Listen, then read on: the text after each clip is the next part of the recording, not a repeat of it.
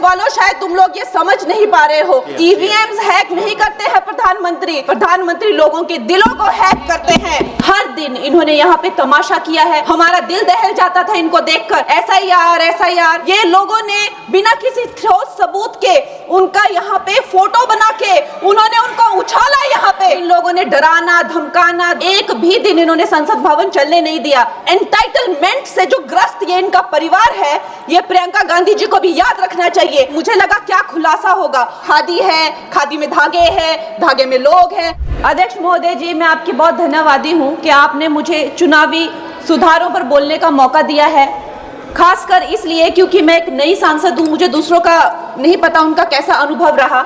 लेकिन पिछला ये एक साल मेरे लिए खासकर विपक्ष से रिलेटेड जो है बहुत ही ज़्यादा चिंताजनक रहा है, एक तरह से ट्रॉमेटिक मैं इसे कह सकती हूँ। हर दिन इन्होंने यहाँ पे तमाशा किया है, हमारा दिल दहल जाता था इनको देखकर। एसआईआर ये वेल में उतर जाते थे। यहाँ पर इन लोगों ने डराना धमकाना धक्का मुक्की, ऐसा कोई इन्होंने किसी तरह की कोई बदतमीजी नहीं है जो एक भी दिन इन्होंने संसद भवन चलने नहीं दिया। हम जनता के प्रतिनिधि हैं, हम यहाँ पर उनकी आवाज लेकर आते हैं, हम कुछ सीखने आते हैं, हम नए सांसद हैं। इन्होंने संसद अगर पिछले 2-3 दिन को छोड़ा जाए तो साल भर शायद ही थोड़ा चलने दिया है। एसआईआर कर करके इन्होंने यहाँ पे तमाशे किए। लेकिन अब जब इनको बोलने की बारी आई एसआईआर पे, तो अध्यक्ष महोदय जी हम देख रहे हैं कि कल leader of opposition Rahul Gandhi ji ने, मुझे लगा क्या खुलासा होगा, हम भी बड़े उत्सुक थे, सारी साल हमने एक ही शब्द सुना है, अब ये क्या ग्रैंड रेवलेशन होगी। लेकिन राहुल गांधी जी जो लीडर ऑफ ऑपोजिशन है, उन्होंने कल जब कहा खादी है, खादी में धागे हैं, धागे में लोग हैं, लोगों के अंदर, उनको जब कहा गया कि आप पॉइंट की बात कीजिए, तो उन्होंने कहा कि मैं अपना फ्रेम कर रहा हूं, मैं अपना आर्ग्यूमेंट फ्रेम कर रहा हूं। और इतनी देर बाद जब वो फ्रेम करके पहुंचे तो ले देकर वो वापस उसी अंतर्राष्ट्रीय मूल की महिला, अध्यक्ष जी मैं एक महिला होने के नाते आपसे रिक्वेस्ट करना चाहती हूं कि every woman is entitled to her dignity. वो अंतर्राष्ट्रीय मूल की है, विदेशी महिला है, लेकिन उन्होंने कितनी बार आकर उन्होंने सोशल मीडिया पे कहा है कि मैं कभी भारत नहीं गई हूं, मेरा हरियाणा चुनाव से कुछ लेना देना नहीं है। लेकिन फिर भी ये लोगों ने बिना किसी ठोस सबूत के उनका यहाँ पे फोटो बना के उन्होंने उनको उछाला, यहाँ पे उनकी तस्वीर उछाली यहाँ पर और यहाँ पर प्लेक कार्ड यूज करना भी अलाउ नहीं है। इन्होंने फिर भी नियमों का उल्लंघन किया। मैं चाहती हूँ सबसे पहले तो मैं इस सदन की तरफ से उन महिला से बहुत ही माफी मांगती हूँ कि इस सदन में बिना कि उनकी आजकल जो पर्सनैलिटी राइट्स का भी एक बहुत बड़ा क्राइम होता है, उसके उपरांत उनका फोटो यहाँ यूज किया गया, मुझे बहुत खेद है। भारतीय संसद की तरफ, संसद भवन की तरफ से हम उनसे माफी मांगते हैं। और ये देखिए महिलाओं का हमेशा ये अपमान करते हैं, लेकिन हमारे प्रधानमंत्री चाहे बेटी बचाओ बेटी पढ़ाओ हो, महिलाओं को शौचालय देने से लेकर, महिलाओं को गैस देने से लेकर, महिलाओं को जो है वो छात्रवृत्ति न जाने कितनी ऐसी योजनाएं हैं। कांग्रेस वालों शायद तुम लोग ये समझ नहीं पा रहे हो, ईवीएम्स हैक नहीं करते हैं प्रधानमंत्री लोगों के दिलों को हैक करते हैं। और ये लोग दुहाई देते हैं कि वो जो पुराने जमाने के दकियानूसी, वो जो चिट कागज पे लिखकर जो मतदान होता था वो सबसे अच्छा था। ये लोग भूल गए वो दिन, आप लोग भूल गए वो दिन।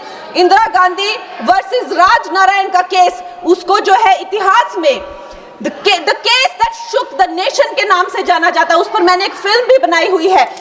वोट चोरी और वोटों की धांधली के लिए एक प्रधानमंत्री पे एक साधारण से नेता ने केस किया था और उस धांधली में वो पकड़ी गई थी।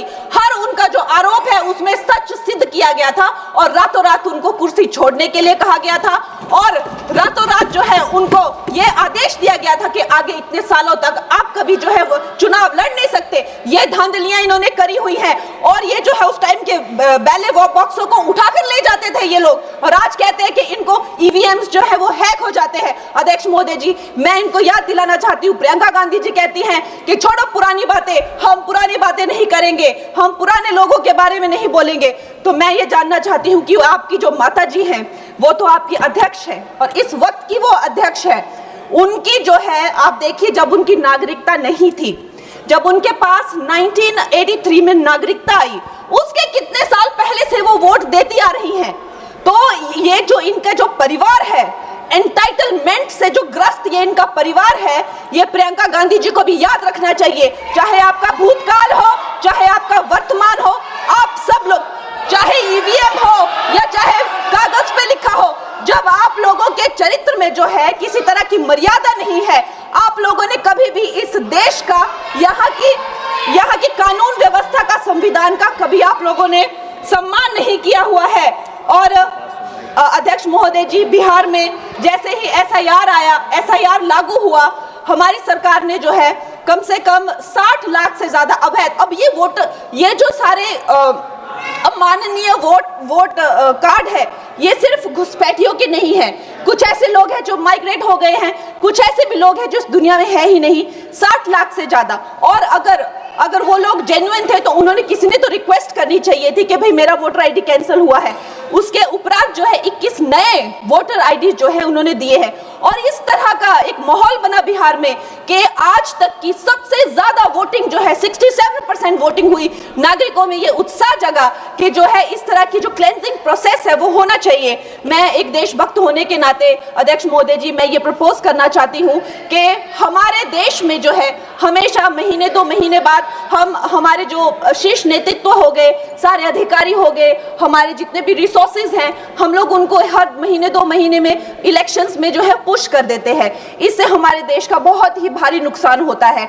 और मैं ये चाहूंगी कि 1 नेशन 1 इलेक्शन, जो नरेंद्र मोदी प्रधानमंत्री जी जो कहते हैं कि एक वोटिंग जो है डेमोक्रेसी के उत्सव के रूप में, जैसे कि दिवाली होती है, होली होती है, उस रूप में मनाया जाए। क्योंकि ये सिर्फ सरकार का ही नुकसान नहीं है, 10,000 करोड़ से ज्यादा का जो नुकसान होता है सिर्फ वही नहीं है, लेकिन मुझे लगता है कि धीरे धीरे हमारे जो नागरिक भी है उनमें जो वोटिंग फटीक है, बार बार उन्हें जागरूक करना, बार बार कई जगहों से जहां वो काम करते हैं वहां से उनको ट्रैवल करके अपने नेटिव प्लेसेस पे आना और बार बार मार्केटिंग करके, it is exhausting for the whole ecosystem.